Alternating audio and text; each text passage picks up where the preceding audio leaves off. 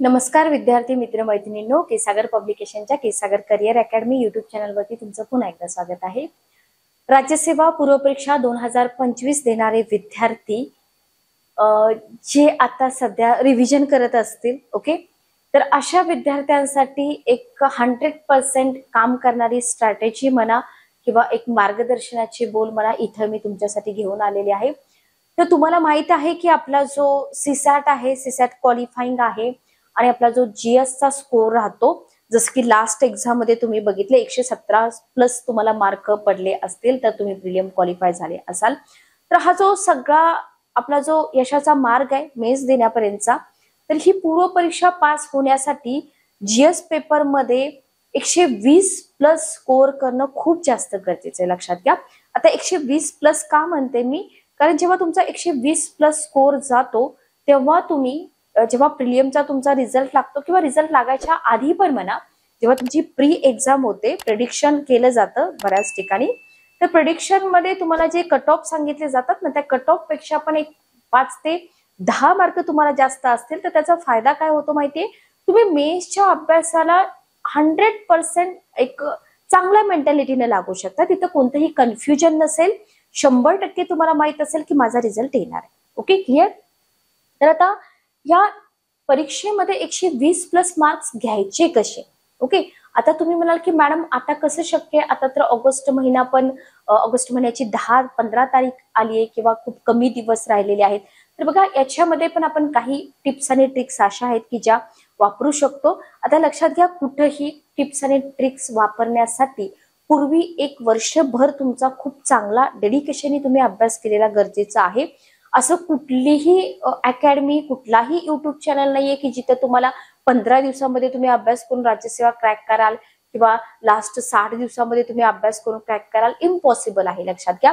कोणीही कितीही स्ट्रॅटेजी सांगू द्या, कितीही प्लॅन सांगू द्या, पण जर मागच्या 1 वर्षापासून अगदी डेडिकेशननी तुमचा अभ्यास नसेल तर या सगळ्या गोष्टी पॉसिबल नाहीत, हे तुम्हाला इथं क्लिअर मी सांगते।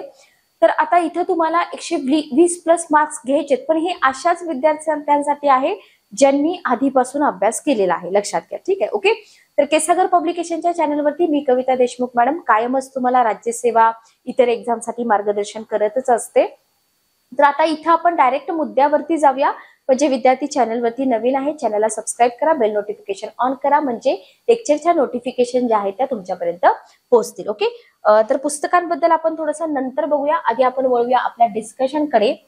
तर लक्षात घ्या, राज्यसेवा पूर्व परीक्षा जी आहे तुमची, जसं की आपण बोललो होतो, याच्यामध्ये जो तुमचा जीएस चा पेपर येतोय ना, जीएस पेपर पहिला, याच्यामध्ये आपल्याला मिळवायचे 120 प्लस मार्क्स। ठीक आहे, 120 प्लस मार्क्स मिळवायचे। आता याच्यासाठी काय केलं पाहिजे आपण, असं काही विशेष एफर्ट्स आहेत का जे टॉपर्स लोक करतात, बरोबर?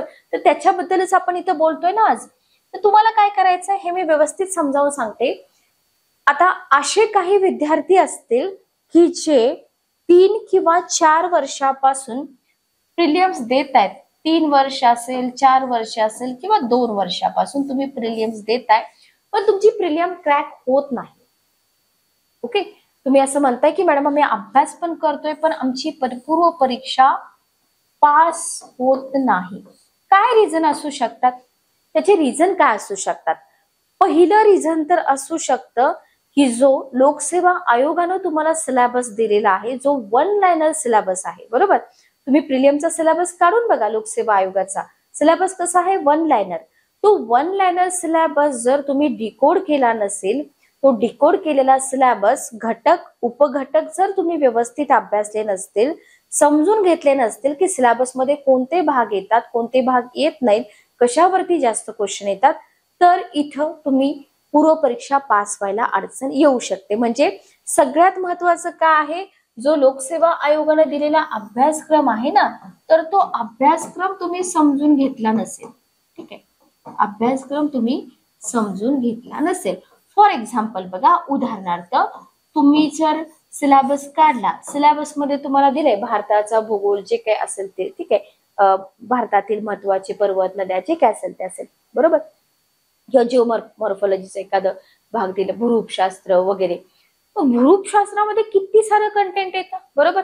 ते जर आपण डिकोड केलं नसेल, ते जर आपण व्यवस्थित बघितलं नसेल, तर आपण काय म्हणू शकतो की मी सिलेबसच समजून नाही घेतला. लक्षात आलं? तर कोणतीही परीक्षा तुम्ही पास न होण्याचं पहिलं रिझन असतं की तुम्हाला अभ्यासक्रमच माहित नाही. आणि जेव्हा अभ्यासक्रम माहित नसतो ना, तेव्हा कोणत्या भागावरती फोकस करायचा, कोणत्या भागावरती थोडासा कमी फोकस करायचा, हे तुमच्या लक्षात येणारच नाही, कारण तुम्हाला सिलेबसच माहित नाही. Okay, clear? तर अभ्यास करून पण परीक्षा पास न होणारे विद्यार्थी, आधी तुम्ही चेक करा की जो लोकसेवा आयोगाने सिलेबस दिलेला आहे तो सिलेबस मला माहिती आहे का. तर तुमच्या परीक्षेचा सिलेबस तोंडपाठ असणं गरजेचं आहे. तोंडपाठ म्हणते मी, खरंच तोंडपाठ असतात विद्यार्थी जे टॉपर असतात ना, त्यांची प्रत्येक गोष्ट अशी तुम्ही विचारलं की त्यांना लगेच येते. ओके, तर तुमचा सिलेबस तुम्ही आधी समजून घ्या की आपल्याला सिलेबस काय दिलाय. जसं की तुमचा करंट अफेअर्स असेल, करंट अफेअर्स मध्ये तुम्हाला काय देतात, महाराष्ट्र, भारत आणि इंटरनॅशनल चालू घडामोडी तुम्हाला विचारल्या जातील. आता याच्यामध्ये पण किती साऱ्या गोष्टी येतात, विधिविषयक घडामोडी असतील, क्रीडा विषयक असतील, चर्चित व्यक्ती असतील, बरोबर, पुरस्कार आहेत, विज्ञान विषयक आहे, बरोबर, तंत्रज्ञानाविषयक आहेत. तर हे सगळं तुम्हाला आयोग देतो का? नाही, ते तुम्हाला करावं लागतं. ओके, काय विचारलं जातंय ते जे डिकोड केलेलं आहे ते तुम्हाला समजून घ्यावं लागतं. त्याच्यामुळे पहिली गोष्ट काय आहे, इथे जास्त वेळ मी तुमचा घेणार नाही, पहिली गोष्ट की तुम्ही सिलेबस समजून घ्या. Okay, clear? त्याच्यानंतर परीक्षा पास न होण्याचं दुसरं एक रिझन आहे म्हणजे कॉन्सेप्ट अंडरस्टँडिंग. ओके, आता काय होतं, पाठीमागचे सेशन जर तुम्ही माझे बघितले असतील, मला वाटते राज्यसेवा पूर्व परीक्षेसाठी पॉलिटी पीवायक्यू अनालिसिसचे काही सेशन मी इथं दिलेले आहेत, मे बी अपलोड झाले असतील चॅनलवरती.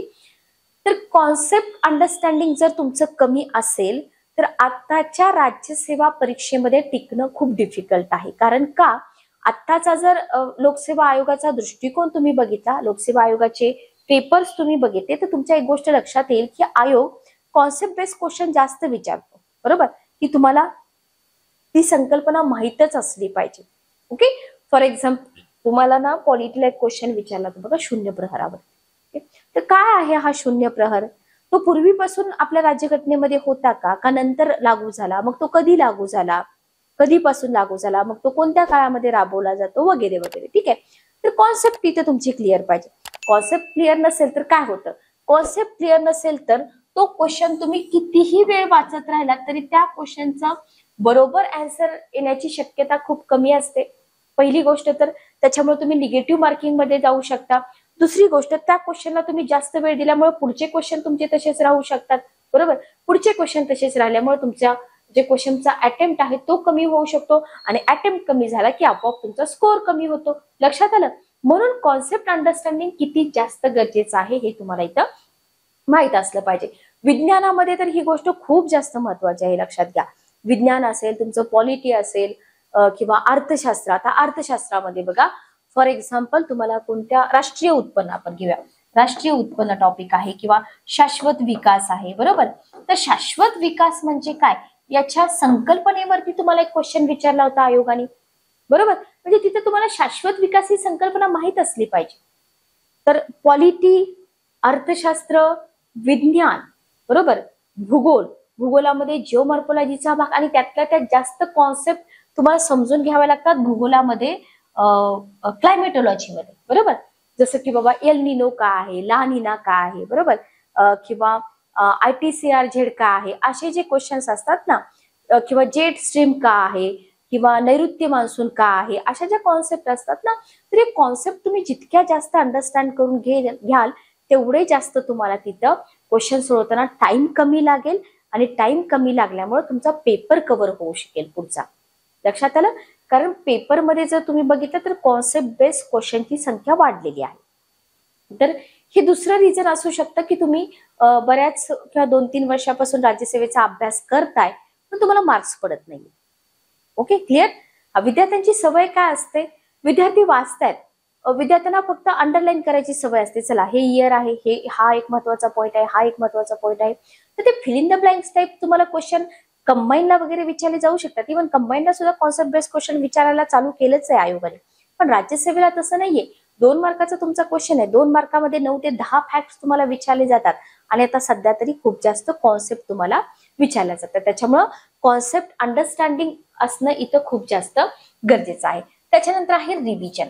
आता लक्षात घ्या, तुम्ही अभ्यासक्रम खूप चांगला समजावून घेतलाय, तुमच्या कॉन्सेप्ट पण खूप चांगल्या अंडरस्टँड करून घेतलेल्या आहेत तुम्ही, आणि तुम्ही ओव्हर कॉन्फिडन्स मध्ये आहात की मला हे रिवाइज करायची गरज नाही.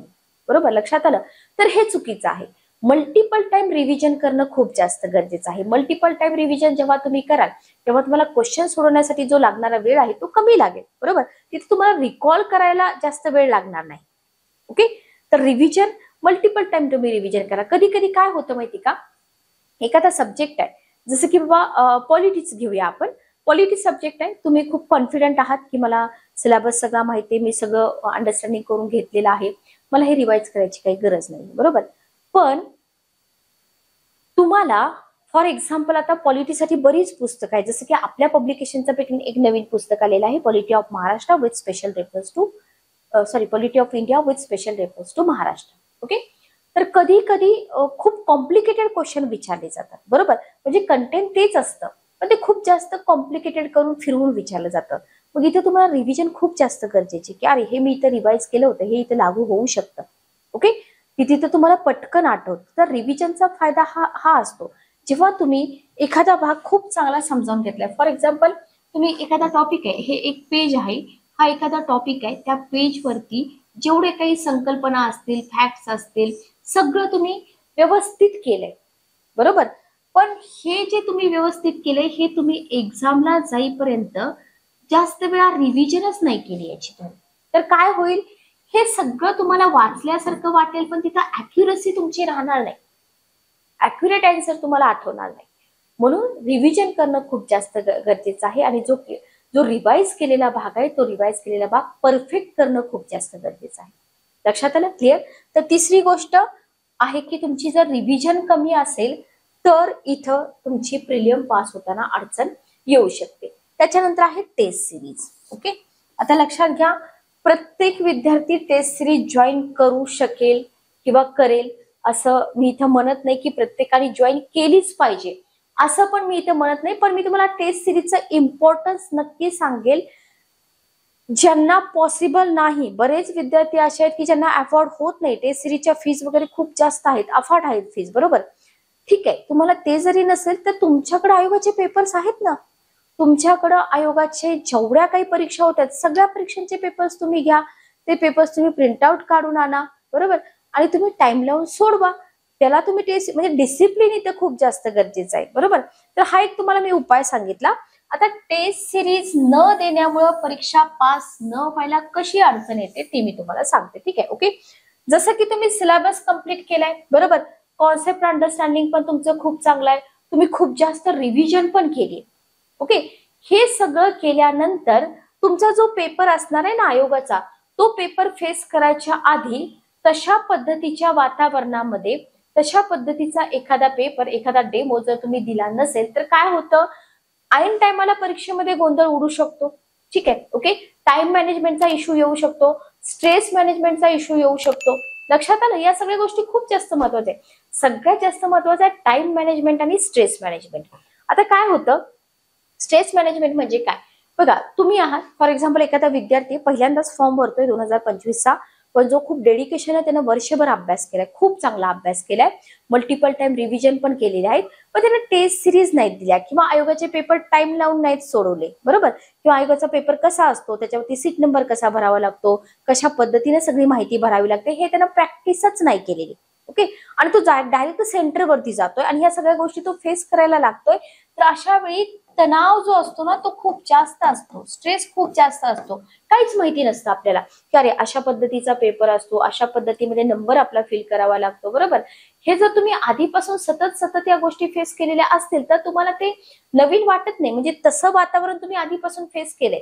बरोबर, तर तशा पद्धतीनं तुम्ही जर टेस्ट सिरीज अटेंड केलेल्या असतील तर ज्या दिवशी तुमची एक्झाम असेल सेंटरवरती जेव्हा जाल, कारण सेंटरवरती लक्षात घ्या, काही काही सेंटर खूप मोठे आहेत, हजारोच्या संख्येने विद्यार्थी तिथे असतात.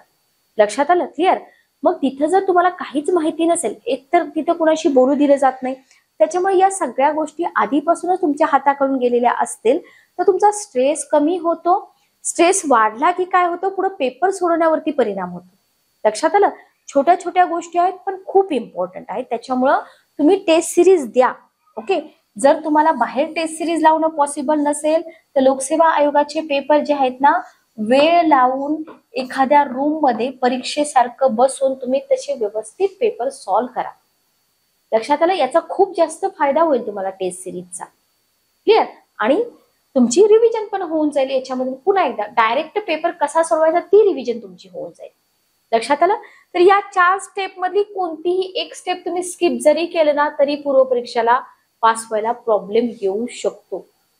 ओके, असं कधीच करू नका की मी सगळा अभ्यास केला, मी कोणताही पेपर नाही सोडवला, डायरेक्ट मी परीक्षेला जाऊन बसतोय. अजिबात असं करू नका. तुम्ही टेस्ट सिरीज द्या. ठीक आहे? Okay, clear? चला, तर या 4 गोष्टी जो विद्यार्थी करेल त्याला परीक्षा पास व्हायला अडचण येणार नाही. आता पुढचे मुद्दे आपण घेऊया. आपलं टार्गेट काय आहे? आपलं टार्गेट आहे 120 प्लस. ठीक आहे, आपलं टार्गेट आहे 120 प्लस.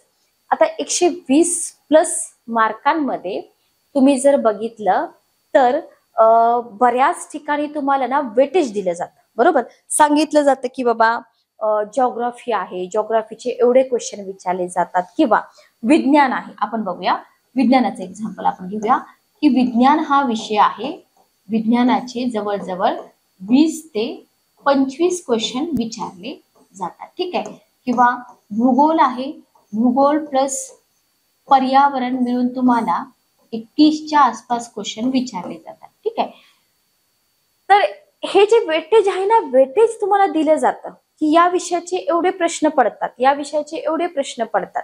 बरोबर, तर तुम्ही कोणता भाग टार्गेट केला पाहिजे. लक्षात आलं?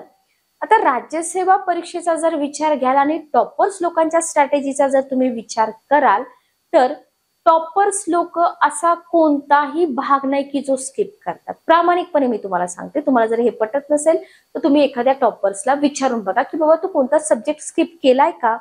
बरोबर, हा असं असू शकतं की एखाद्या सब्जेक्ट वरती त्याची कमांड खूप चांगली आहे. बरोबर, जसं की बघा विद्यार्थ्यांची कमांड म्हणजे विद्यार्थ्यांना आउट ऑफ मार्क्स कुठं पडतात, जसं की अर्थशास्त्र सब्जेक्ट आहे. बरोबर, अर्थशास्त्र आहे. त्याच्यानंतर तुमचा पॉलिटी सब्जेक्ट आहे. ओके, पॉलिटी आहे. ठीक आहे, त्याच्यानंतर तुमचा कोणता सब्जेक्ट येतो, भूगोल आहे, भूगोल. आणि तिसरा सब्जेक्ट तुमचा येतो इथं विज्ञानाला, तर आपण इकडे टाकूया विज्ञान. ठीक आहे, भूगोलामध्येच पर्यावरण पण ऍड करा, पॉलिटी, भूगोल, चालू घडामोडी घ्या इथं, चालू घडामोडी. ठीक आहे, ओके.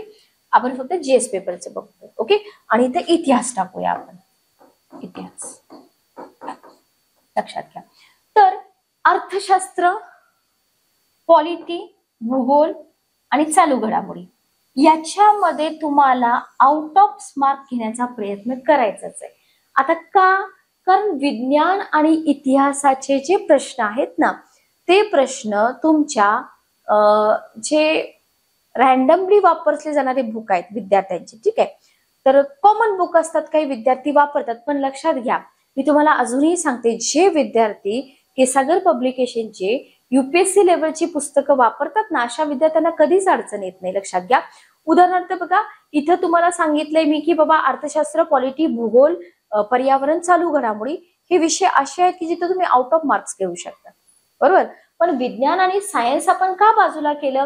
कारण विज्ञानाचे क्वेश्चन थोडेसे अवघड येतात, इतिहासाचे क्वेश्चन आपण जे तुमच्याकडे जी पुस्तक आहेत त्या पुस्तकाच्या बाहेर येतात, मग अशा वेळेस असे क्वेश्चन सॉल्व्ह होत नाही. पण हा झाला कॉमन तुम्हाला सगळ्यांनी सांगितलेला भाग. पण लक्षात घ्या, जर तुम्ही आपल्या पब्लिकेशनचं रवी भूषण सरांचं जे मूळ पुस्तक आहे ना ते पुस्तक तुम्हाला मराठीमध्ये, लुसेंटचं पुस्तक मराठीमध्ये आपल्या पब्लिकेशनने पब्लिश केलेलं आहे, हे पुस्तक जर तुम्ही विज्ञानासाठी वापराल ना तर पाठीमागच्या परीक्षेमध्ये 23 पैकी 23 प्रश्न आपल्या पुस्तकातून होते, लुसेंटचं मराठी पुस्तक. ओके, त्याच्यामुळे विज्ञानाचं सुद्धा गोष्ट इथं अवघड नाहीये. पण कंडिशन काय आहे की तुम्ही हे पुस्तक सुरुवातीपासून वर्षभर तुम्ही अभ्यासलं पाहिजे. असं नाही की बाबा तुम्ही 15 दिवसात अभ्यास आला तुम्हाला सगळंच येईल, ते कुणाला शक्य नाही. एक्स्ट्रा ऑर्डिनरी असणाऱ्याला पण शक्य नाही. लक्षात घ्या. ठीक आहे, किंवा इतिहास आहे, जे.एल. मेहता सरांची पुस्तकं वापरा, देशपांडे सरांची पुस्तकं वापरा. ठीक आहे, रोमिला थापर मॅडमची पुस्तकं वापरा, जी पुस्तकं युपीएससीचे विद्यार्थी वापरतात. तर इथे तुम्हाला इतिहासाचा प्रश्न सुद्धा इथे सॉल्व्ह होऊन जातो. पण जर तुम्ही मार्केटमध्ये जे पुस्तक चालतंय एखादं, जुने विद्यार्थी तुम्हाला सांगतायत, मी कुठल्या पुस्तकाचं नाव घेत नाही, पण जर तुम्ही एकाच पुस्तकावरती ठाम राहत असाल तर ते चुकीचं आहे. कारण परीक्षा पद्धती बदलली, काठिण्य पातळी बदललेली आहे, त्याच्यामुळं तुम्हाला त्या लेवलची प्रिपरेशन करणं खूप जास्त गरजेचं आहे. तर तुम्ही 120 प्लस स्कोर करू शकता. Okay, clear. तर हे वेटेज वगैरे आहे ते नक्कीच त्याचा विचार केला पाहिजे, त्याच्या विरोधात मी नाही, पण तुम्ही असा कोणताही भाग स्किप करू नका. लक्षात घ्या, उदाहरणार्थ पॉलिटी तुमचा खूप चांगला झोन आहे की तुम्हाला पॉलिटीमध्ये ना तुम्ही खूप कॉन्फिडंट आहात, मला आउट ऑफ मार्क्स मिळतीलच. ओके, ठीक आहे. पण याचा अर्थ असा नाही की बाबा तुम्ही फक्त पॉलिटीचाच अभ्यास कराल आणि अर्थशास्त्राला तुम्ही कमी वेळ द्याल, हे चुकीचं आहे. लक्षात आलं. त्याच्यामुळे प्रत्येक विषयाला तुम्ही तेवढंच प्राधान्य द्या, प्रत्येक विषयाचा तुम्ही तेवढाच व्यवस्थित अभ्यास करा. राहिला प्रश्न इतिहासामध्ये फक्त प्राचीन आणि मध्ययुगीनचा, ठीक आहे, तर त्याला सगळेच विद्यार्थी कमी वेळ देतात, तर तुम्ही तसं केलं तरी चालेल, पण अगदी स्किप करू नका. ओके, पण मॉडर्न इंडियन हिस्ट्री तरी ऍटलिस्ट तुम्ही तिथं आउट ऑफ घेण्याचा प्रयत्न करा, ज्याच्यासाठी आपली बरीच चांगली दर्जेदार पुस्तकं उपलब्ध आहेत, थेरी फॉर्मॅटमध्ये पण आणि क्वेश्चन आन्सर फॉर्मॅटमध्ये पण. Okay, clear. तर टार्गेट 120 साठी तुम्हाला हे सगळं करावं लागेल. आता इथं जर तुम्ही बघितलं, पुन्हा याच्यामध्ये अजून बरंच सारं कंटेंट तुम्हाला सांगितलं जातं, जसं की आपण बघूया भूगोलाचा भाग. ठीक आहे, भूगोलामध्ये तुम्हाला सांगितलं जातं की बाबा जिओमॉर्फॉलॉजीचा भाग आहे ना, त्याच्यावरती खूप जास्त क्वेश्चन येतात, त्यापैकी ओशनोग्राफीचा जो भाग आहे त्याच्यावरती कमी क्वेश्चन येतात, बरोबर. क्लायमेटोलॉजीचा जो भाग आहे त्याच्यावरती मीडियम क्वेश्चन येतात, बरोबर. हे जे तुमचं अनालिसिस आहे आतापर्यंत, आयोगाने आतापर्यंत ज्या पद्धतीने क्वेश्चन विचारले, लक्षात आलं. तर मान्य आहे की जिओमॉर्फॉलॉजीवरती क्वेश्चन जास्त येतात, क्लायमेटोलॉजीवरती थोडेसे कमी येतात, ओशनोग्राफीवरती त्यापेक्षा कमी येतात. पण लक्षात घ्या, जेवढा काही ओशनोग्राफीचा सिलेबस आहे तो तुम्हाला करावा तर लागणारच आहे, बरोबर. हा, राहिला प्रश्न की बाबा जास्तीत जास्त रिव्हिजन तुम्ही जिओमॉर्फॉलॉजीची करा, ठीक आहे. ओशनोग्राफीचा भाग जो आहे तो तुम्ही थोडासा कमी करा, पण सिलेबस कव्हर करायला महत्व द्या तुम्ही. लक्षात येते तुम्हाला काय म्हणायचं ते.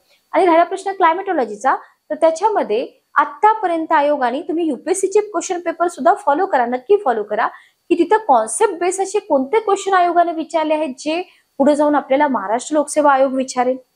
लक्षात आलं.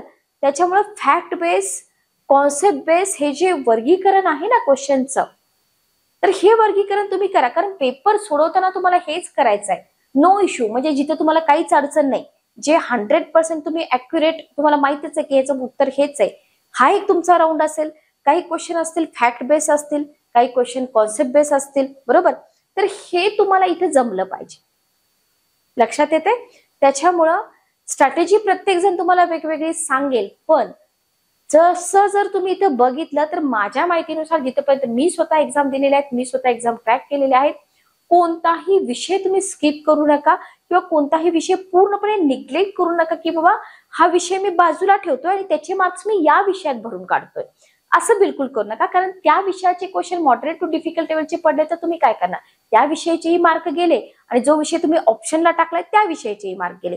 मग दोन विषयाचे जर निम्मे निम्मे मार्क तुमचे जात असतील तर इम्पॉसिबल आहे तुम्ही पूर्वपरीक्षा पास होणं. Okay, clear. तर टार्गेट 120 साठी तुम्हाला हे सगळं करावं लागेल.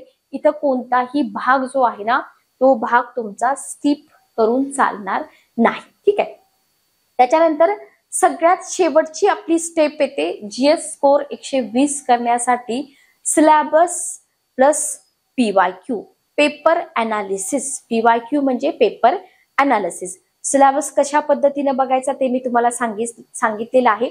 आता इथं पुन्हा एकदा सांगते, सिलेबस तुम्ही बघताय, बरोबर. एक्झाम्पल मी तुम्हाला देते, जसं की तुम्ही तुमचा जो राज्यसेवेचा भाग आहे, आर्थिक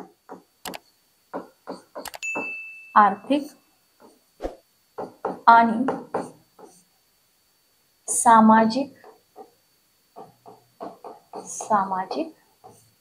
विकास, ठीक आहे, त्याला आपण म्हणतो अर्थशास्त्र. ओके, याला आपण अर्थशास्त्र भाग 2 म्हणतो. भाग 1 मध्ये आपला जो तुम्ही कंबाईनला वगैरे सगळा करता ना तो भाग येतो. राष्ट्रीय उत्पन्न असेल, लोकसंख्या असेल, लोकसंख्या टॉपिक इकडे पण येतो. ठीक, तर याचं एक्झाम्पल आपण घेतोय. आता हा झाला तुमचा सिलेबस, हा झाला तुमचा विषय, बरोबर. या विषयाचा सिलेबस आहे, बरोबर. याच्यामध्ये तुम्हाला जर तुम्ही पहिला टॉपिक काढून बघितला तर आर्थिक विकास म्हणजे काय, बरोबर.